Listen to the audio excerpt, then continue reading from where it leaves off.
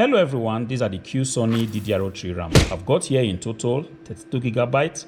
Each packet has 16 gigabytes. I'm about to install it on this PC, which originally came with a 4 gigabyte DDR3 RAM.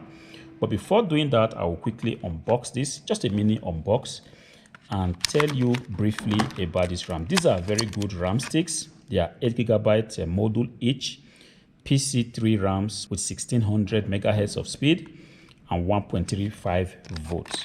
I've used this RAM before, like I said, and I've never really had any problems with it. The first time I used it was on my older PC and it ran excellently well. It didn't really give me any problem during installation.